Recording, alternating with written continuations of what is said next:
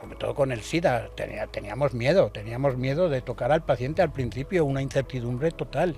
Ahora en la comarca y en la ciudad, la prevalencia de problemática social mayor es la soledad de mayores de 65 años. Gente que nos aporreaba las puertas, que nos rompía los espejos retrovisores si no les suministrábamos lo que ellos querían. El otro día le dije a un paciente, digo, mire, disculpe, en la vida podré ofrecerle lo que hace 25 años le ofreció el médico de familia. Nos preocupamos de la enfermedad sin preocuparnos de las personas. De médico, de consejero, general, de psiquiatra, de todo. De hijo, de médico nieto, de familia. ¿verdad? Si debes a poner la bata, ¿qué 3 cosas le dirías a la población para que preservara un poquito su salud? Bienvenidos a Del alma al cuerpo podcast. Este primer episodio es con alguien que no necesita presentación, pero te las mereces todas, ¿eh? El doctor Martínez, mentor, maestro y tutor. Pero más allá, siempre, Juan, me has cuidado, ¿no? Sí, desde claro. Que me he sentido muy cuidada. Siempre te llamo cuando cuando me siento en crisis. Sigue siendo allí un pilar y un bastión que me ata otra vez a esta profesión. Y de eso vamos a hablar un poco hoy, ¿no? Desde la medicina de familia. En lo que te pueda explicar lo que quieras. Bueno, pues eres un pozo de sabiduría.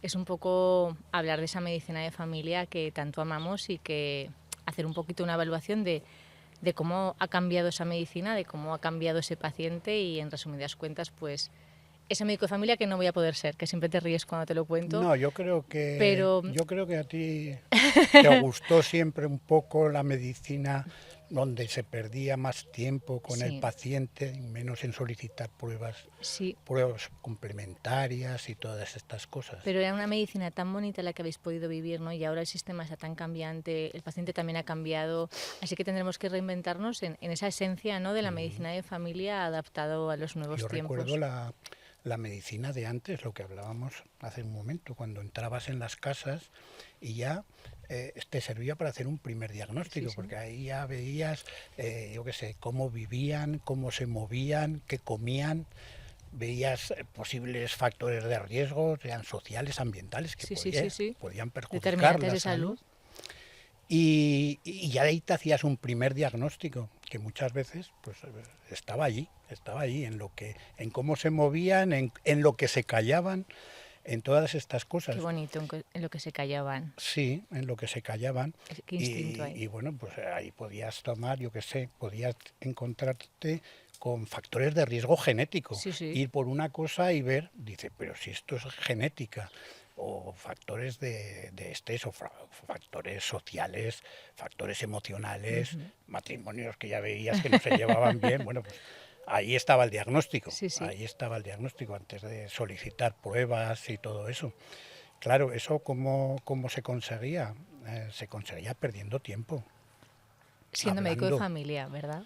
Siendo médico de familia, de la familia, ¿no? Sí, claro. Hablando con el paciente o con la familia, perdiendo tiempo, empatizando con ellos, comprendiéndolos. Y claro, todo eso hacía que aumentara mucho su confianza. Qué importante. Sí, la confianza es primordial para el médico de familia. Claro, para hacerte con la confianza, pues tienes de lo que estamos hablando, tienes que empatizar, tienes que hablar, tienes que escuchar. Dedicar tiempo, ¿verdad? Y luego, yo creo que una cosa muy importante que quizás en los médicos de hoy yo he hecho en falta, y es el mostrarte realmente preocupado por su problema, el hacer que su problema sea tu problema. Cuando el paciente ve eso en un médico, automáticamente tiene su confianza ganada. Qué regalo esta frase, Juan, qué regalo. Así es, ¿no? Y bueno, todo era así, era hablar, perder tiempo, confianza y no sé qué más decirte de aquel entonces. Yo creo que tú tienes una experiencia como médico, hijo de médico, en una medicina rural de hace, me imagino cuando tenías 10, 12 años, ¿no? Acompañabas a tu padre, vendrían los pacientes a tu casa, que tu experiencia en la medicina y cómo ha evolucionado en los últimos 60 años. Sí, lo he vivido desde niño.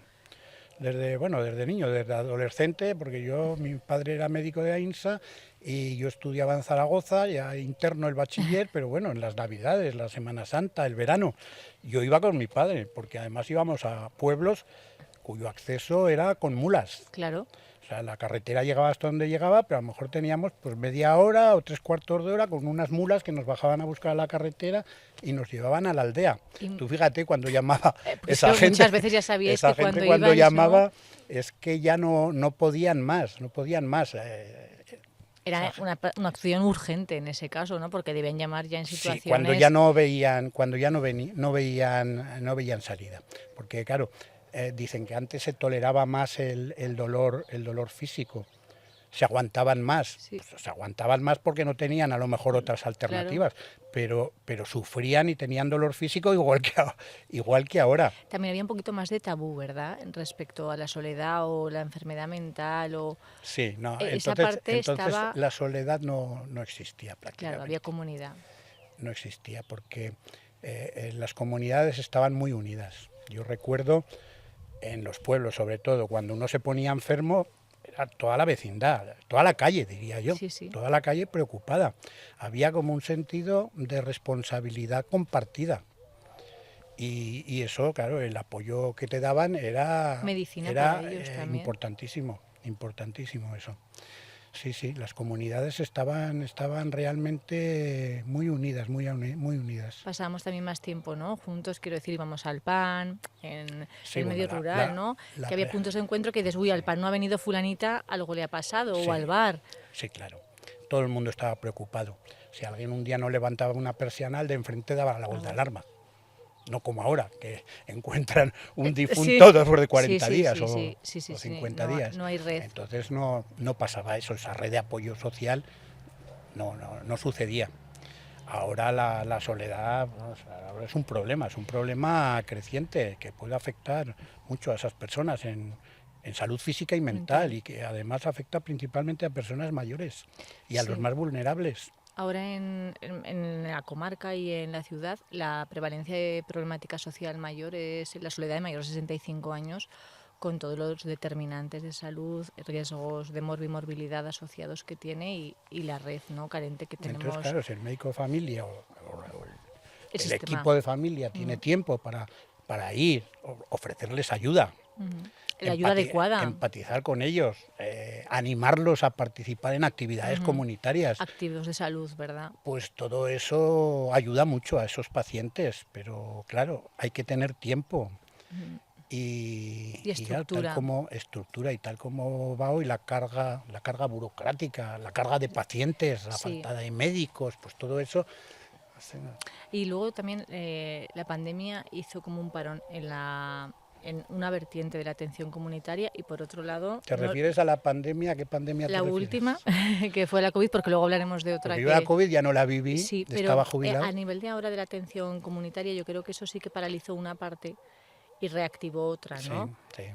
Pero la que paralizó, ahora hay que intentar que esos activos de salud lleguen a los pacientes, lleguen a la ciudadanía para que tengan esos recursos a mano y podamos actuar en la soledad y sobre todo, ¿no?, acompañar y no ya solamente acompañar, sino mejorar el estado de salud de esos pacientes. Claro. Pero aunque el sistema ahora se ha visto deteriorado, vosotros vivisteis, ¿no?, desde aquella Vivimos otras época, pandemias. claro, desde aquella Vivimos época, el el SIDA y la heroína, vivimos que la heroína al principio, porque ahora se sabe mucho sí, sí, sobre las drogas, entonces no sabíamos, nos enfrentábamos, vamos, sobre todo con el SIDA, teníamos miedo de tocar al paciente al principio, una incertidumbre total. y luego que allí hubo también, ¿no?, muchas enfermedades infectocontagiosas en esos pacientes emergentes que tampoco Sí. estaban, que la neumonía de ese paciente no sabías cómo Sí, evolucionar, que no exactamente. sabías si esa pérdida de conciencia Neumonías, era la encefalitis meningitis, tuberculosas, exacto, hubo de todo. unas patologías emergentes que igual teníamos totalmente Que superadas no estábamos para las habituados que para ahora nada tampoco estaríamos a preparados. enfrentarnos a ellas para nada. ¿Se hicieron rápido esos sistemas de unidades No. específicas de infectología o fue todo adaptado a la necesidad? Tardó. Lo que pasa que, bueno, al principio se crearon en el hospital, en medicina interna, se creó una unidad que los atendía ya exclusivamente a ellos, pero como ahora no, claro, ahora... El golpe lo recibiríais vosotros, me imagino, porque Claro, y teníamos mucha incertidumbre, pero al mismo tiempo yo creo que lo afrontamos con calma y profesionalidad. Yo a día de hoy, los pacientes que me hablan de vosotros, que han pasado por estas circunstancias, el otro día le dije a un paciente, digo, mire, disculpe, en la vida podré ofrecerle lo que hace 25 años le ofreció el médico de familia, tratamientos de deshabituación acompañados, medidas de prevención de contagio, sin medios. Era Lo que el difícil. paciente me cuenta es para daros un Era premio Nobel. difícil a personas que estaban preocupados por sobrevivir, Sí, sí. hablarles de prevención. Era difícil, Claro. como decían, bueno, a mí, Sí, si estoy preocupado por no irme al otro Sí, barrio sí. que me viene aquí con comportamientos de riesgo, con tal, con cual. Era difícil, pero había que hablarles, había que hacerles ver que había una relación directa entre prevención y supervivencia, no solamente de ellos, sino de su familia, de su del comunidad. entorno. Y era difícil enseñarles a evitar esos comportamientos de riesgo, a que accedieran a conductas saludables. Era muy Y difícil luego porque tenían otras y preocupaciones. psicopatías asociadas probablemente, ¿no? Que el consumo también les, igual si estaba en el momento de adicción, tampoco podían tener la capacidad, ¿no? Para poder entender igual todo lo de lo que le hablabais. Yo, los pacientes que a día de hoy, ¿Tú llegaste a conocer al doctor Fernando Muniesa? no, de oídas mucho. Pues gracias a él pudimos mejorar la situación que se encontraba en aquel momento el centro de salud, porque era acuciante. Teníamos gente que nos aporreaba las puertas, que nos rompía los espejos retrovisores si no les suministrábamos lo que tocaba. ellos querían. Y él formó una especie de unidad, él con el doctor Calvo, formaron una especie de unidad que empezaron a asumir todo aquello que nosotros derivábamos y tal, les dieron autorización para utilizar determinados fármacos que nosotros no teníamos y tal, y mejoró, la verdad es que mejoró aquello mucho. Creasteis una unidad de alta resolución, ¿verdad? En lo que sería ahora, Sí, ¿no? entre Mabel, que era Sí, Mabel, la trabajadora trabajadora social, Un beso a el doctor Mabel, muy Muniesa fuerte. y el doctor Calvo. Ellos tres empezaron a Qué asumir entrega. gente que a nosotros nos desbordaba las consultas, pues estaban todo el día porreándonos la Claro. puerta. Por eso digo que cada medicina, ¿no? Cada fase tiene sus crisis Sí, y esa crisis se mezcló además, ¿verdad?, con una sociedad que estaba empezando a industrializarse, a prosperar, a trabajar, ¿no?, a mejorar y a esa gente me imagino que tampoco tenía tiempo ni para enfermar ni para prevenir. Que en una misma consulta se juntaban, ¿no?, estas dos... Sí, tenías de todo, tenías, bueno, desde el paciente que venía con una infecciosa, el drogadicto, tenías el que estaba sobrecargado en su trabajo y no sabía cómo pedirte una ayuda, una baja, y esos son los que precisamente venían con el síntoma físico, que no era tal físico, era una historia de esas no contadas, y que al final, pues Sí. eso, hablando con ellos, salían.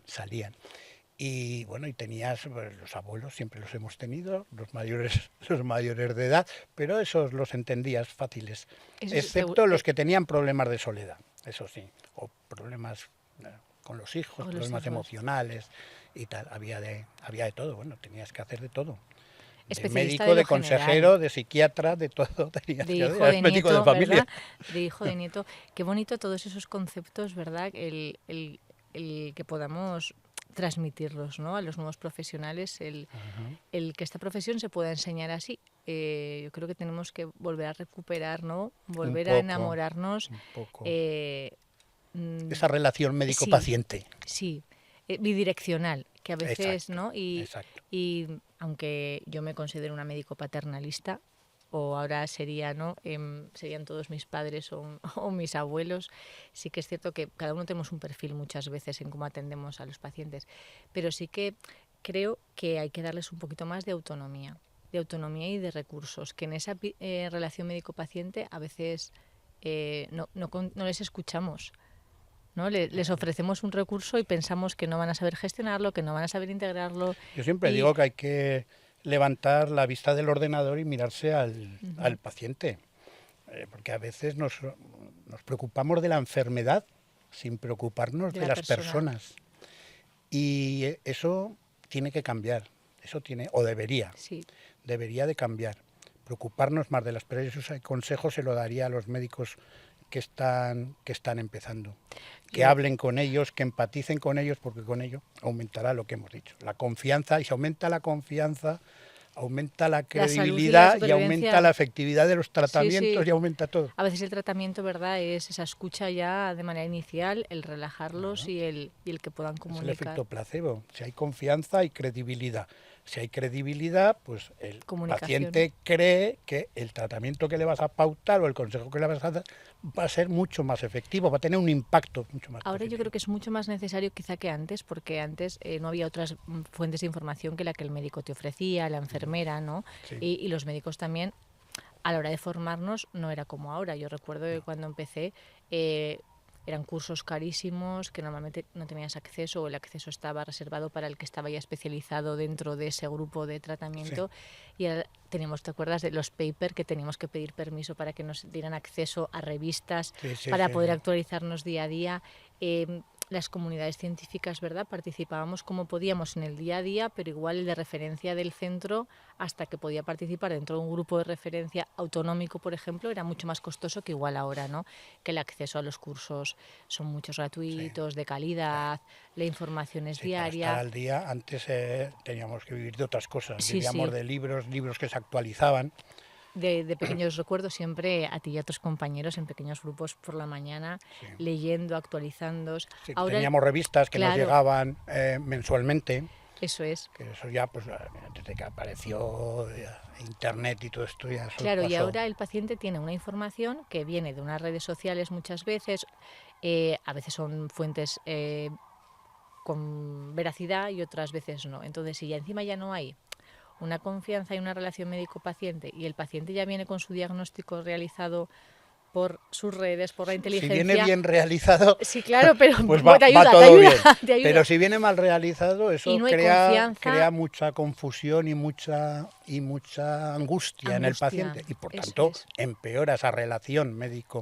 Pues, por tanto, es importantísimo que haya fuentes acreditadas, accesibles al público general, sobre salud. Bien sea la OMS, bien sea el Medline, bien sea el Servicio Británico de Salud, pero que sean accesibles al público general. Esas fuentes, el paciente vendrá bien informado y eso yo creo que es positivo. Eso es positivo. El problema es cuando viene mal informado. Y aparte de eso, creo que viene contra el médico. Usted no me ha dicho esto, usted no me ha... Qué difícil es deshacer esa situación, ¿eh? Claro. Yo te recuerdo muchas mañanas, Juan, y a veces lo digo a Lorenzo, cuando llegabas por la mañana decías, hoy me propongo ser mejor persona. Y yo siempre te veo ser muy buena persona, pero esa necesidad de sentirte cada día mejor, tener más paciencia y sobre todo estudiar. O sea, al final de tu carrera profesional, cuando no te cogieron ese curso de antidepresivos, yo digo, pero si te quedan 2 meses para jubilarte, y tú ahí querías seguir estando... Y quiero saber, y leo sobre medicina, porque es que me gusta. Claro, porque la vocación... Si me dicen, ¿echas en falta el haberte jubilado, el tal? Digo, no. O sea, yo no echo en falta la consulta, echo en falta la medicina. Qué bonito. El hablar de medicina, el ejercer la medicina, el diagnosticar, el corregir unas cosas perjudiciales. Todo eso lo echo en falta, y sobre todo hablar de medicina. Yo te recuerdo haciendo mucha intervención comunitaria en la consulta. ¿Sí? Sí. Tienes muy buena memoria. Sí, tengo esa sensación, pues yo estoy, súper honrada con la formación que he recibido a tu lado, pero indirectamente, aunque no te dieras cuenta porque lo tenías muy automatizado, ¿cómo manejabas los recursos para esos pacientes? Mabel, en este caso, la asistenta social, esa relación directa siempre con ella, fulanito está solo, menganito, igual habría que poner este programa, dejar de fumar. Dejaban de fumar contigo, espectacular. Ese acompañamiento yo creo que ahora puede marcar eso mucho más la diferencia que antes, porque igual los hábitos de salud están siendo más tóxicos y en soledad. Los hábitos de salud de la población. De la población. Más, quiero decir, dejándonos llevar por la vida y saliendo de la presencia, ¿no?, que igual deberíamos tener, comemos más rápido, no hacemos deporte porque no tenemos tiempo, fumamos, tomamos un alcohol que es el que muchas veces es social y otras veces la soledad hace que lo aumentemos en casa. Es importante. Que creo que ahora volver a tener el centro en la consulta sobre la prevención de la enfermedad, consejos de salud y la atención comunitaria, mejoraría directamente la salud de los pacientes. Hombre. Que ese tiempo de algún sitio tenemos que sacarlo y tenemos que luchar porque igual nos lo den o nos lo... Eso ya en la Nos organización, tocará. yo no voy a entrar, pero sí que me mantengo en que es básico para un médico de familia tener tiempo para hablar y para escuchar. Si no tienes ese tiempo, pues lo que te digo, entra un paciente, sigues en el ordenador, tiene tos, tiene tal, tiene cual, miras lo que tengas que mirar y si lo ves por la calle no lo conoces, porque casi ni te lo has mirado. Eso es duro, ¿eh? El día que caminas por la calle y alguien te reconoce como su médico y tú no como su médico. Yo he pasado consultas en la verdulería. Sí, bueno, y en la tú pescadería. has pasado consultas y seguirás pasándolas seguro porque alguien la bata no te la has quitado. Lo mínimo que te decían, esta semana iré a verlo, sí. Pero los otros decían, oye, pero ¿qué me puedes hacer? ¿Qué puedo tomar? Que me duele aquí, me duele allá, tengo este problema. En la verdulería, en la pescadería o en la misma acera. Es que eso realmente no es claro. Lo que... No, bueno, esos son los años también de trato con ellos. Y que al final cuando eres médico de familia, tanto tiempo de un mismo cupo, al final eres médico de una familia transgeneracional y de sus familias, ¿no? Claro. Porque a veces no te das cuenta de si fulanito eres primo Abuelos, de fulanito. Padres e hijos, se trataba tres generaciones. Y sus tíos y sus primos, ¿no? Que al final el cupo entero es una familia...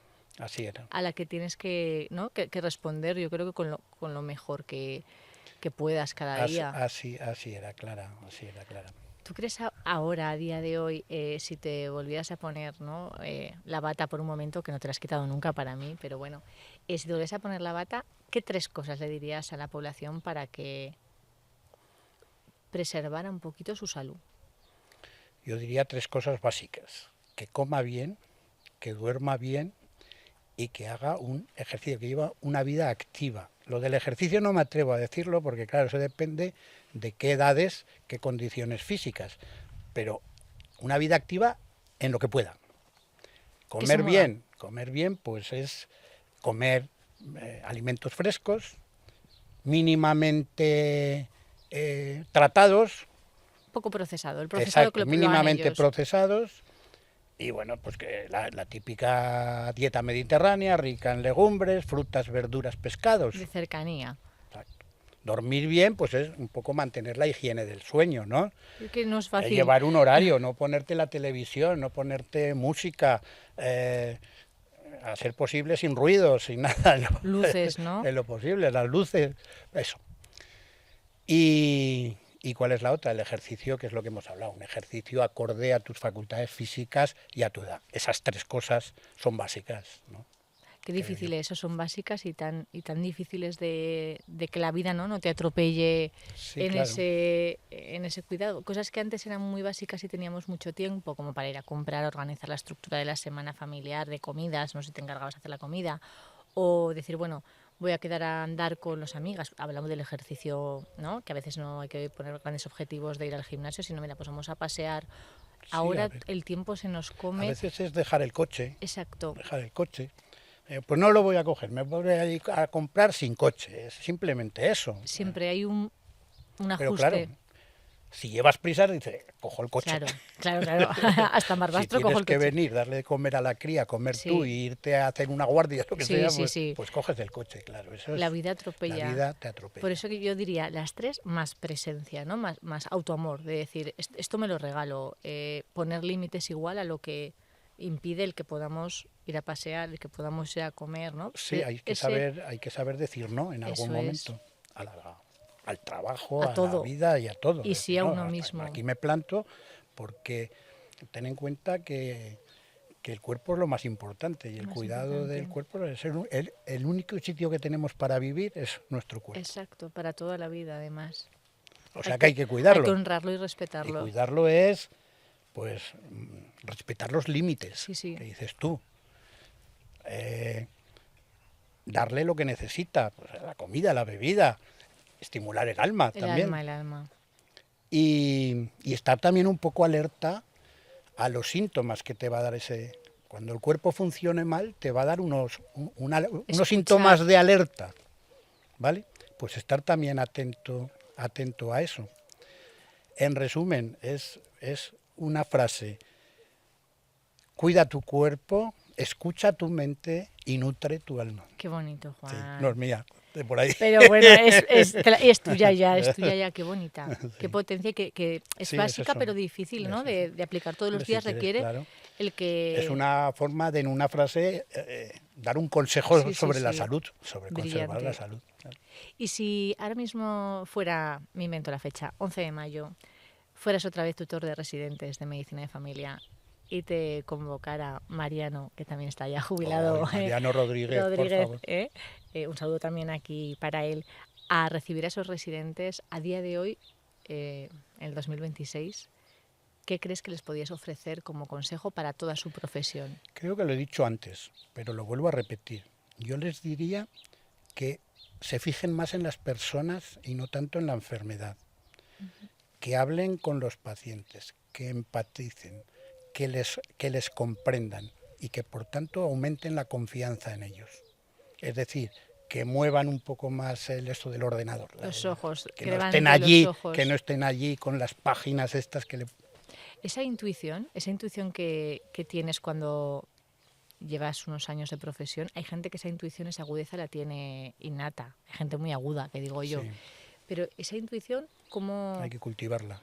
¿qué consejos nos darías? Eso ya es una pregunta para mí. Para cultivar esa intuición, ¿no? Yo veo que un curador de arte ve un cuadro y dice Van Gogh, o no, o ve una escultura y dice Rodin. Si nosotros tenemos también que tener un poquito de esa intuición, a veces no es cuando has visto 300 infartos, pues ya reconoces una cara de una persona que probablemente tenga una cardiopatía aguda. Pero esa intuición que va más allá de eso, que es lo que tú dices, ¿no? Llegar a una casa en un 360, analizas determinantes de salud y no te gusta la cara del paciente. ¿De qué manera podemos entrenar esa intuición? Pues yo creo que es con la experiencia. La Factor experiencia, tiempo. el recordar casos antiguos, el abordar esos casos, el escuchar a la gente, eso fortalece la intuición. Solo se me Vamos. ocurre eso. No, Es solo decir, no es has experiencia dado con el y clic. recuerdo de casos Un y de- abordarlos. O Y sea, abordarlos. el desfibricio, o sea, revisar ese caso que a Exacto, ti te ha dejado un poco mosca, exacto. Eso evalúas. hace que tu intuición se fortalezca. Me los apunto, pero con oro, Vale. Esto es Juan. ¿Tú crees que ahora podríamos, si tiene cabida, una medicina con alma?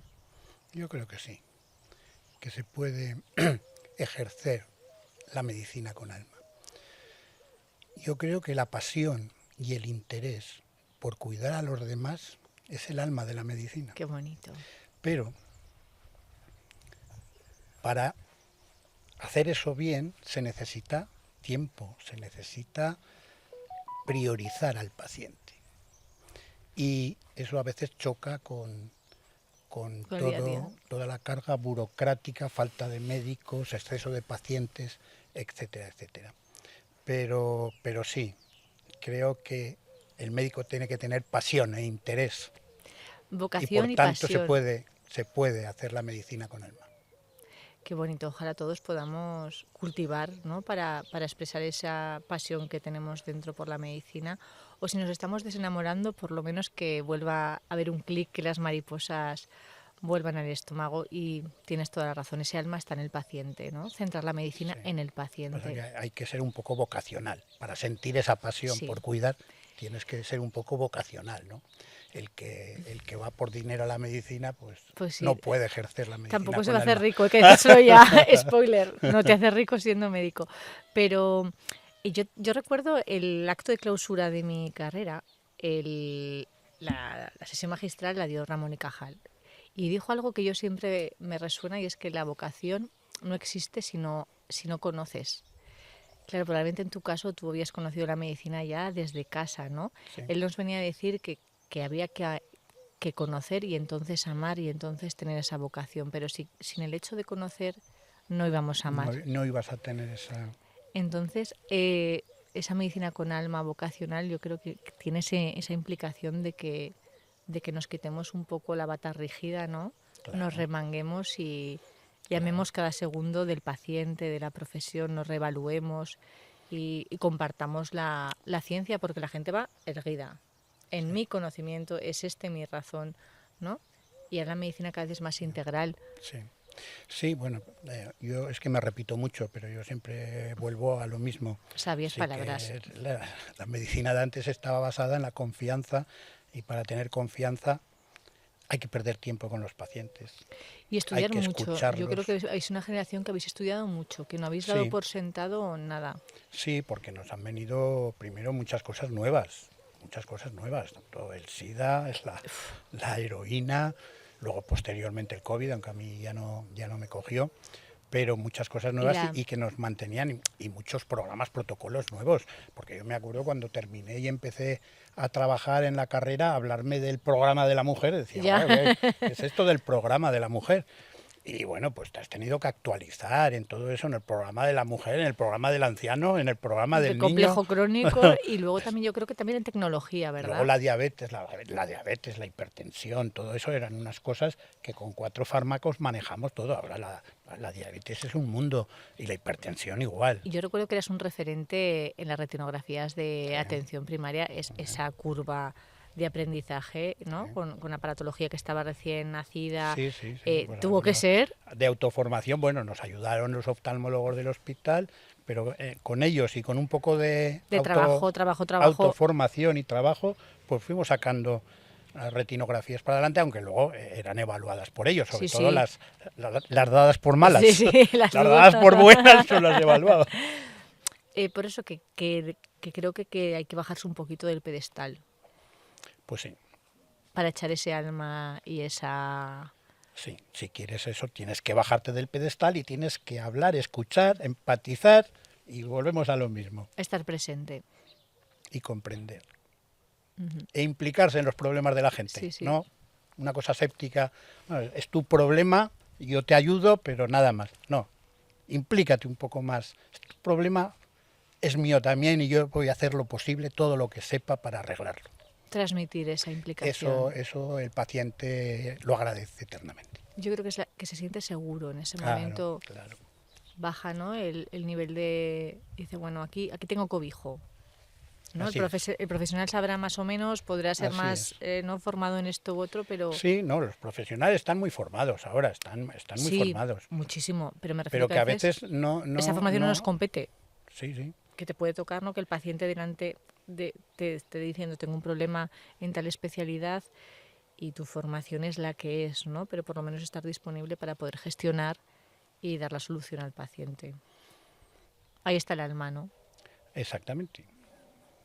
Y que hablando y escuchando se descubren muchas cosas que con determinadas pruebas complementarias médicas no las descubres. Y No que las saldrían descubres. normales, además. Saldría todo normal, pero el problema ahí Sí, seguiría. sí. Y a lo mejor, perdiendo un poco de tiempo con el enfermo o la familia, descubres esas cositas y esos Sí. diagnósticos que se van a escapar a un análisis, a una radiografía, a una ecografía. Hay una frase que dice que el cuerpo calla, no, ¿cómo es? El alma calla lo que el cuerpo No me acuerdo. grita. Sí, el alma calla lo Lo que que el el cuerpo cuerpo grita. grita. Y Correcto. ahí está la intuición.